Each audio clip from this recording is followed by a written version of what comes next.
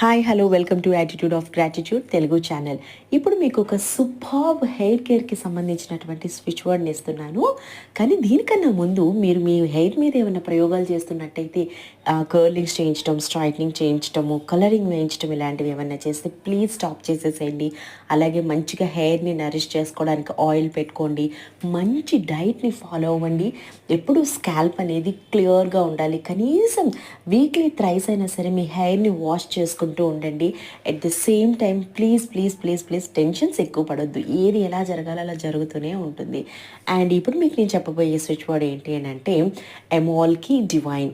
ఎమాల్కి divine దీన్ని మీరు believe చేసి మీరు ఒక చోట కూర్చుని 108 టైమ్స్ చాంట్ చేసుకోండి. ఏదైనా పని చేసుకుంటూ కూడా మీరు ఈజీగా దీన్ని చాంట్ చేసుకోవచ్చు. అప్పుడు మీరు ఏం ఊహించుకోవాలంటే నా హెయిర్ చాలా బాగుంది, ఫాలింగ్ ఆగిపోయింది, స్ట్రాంగ్గా ఉంది అని చెప్పి మీరు ఊహించుకుంటూ ఉంటే సరిపోతుంది.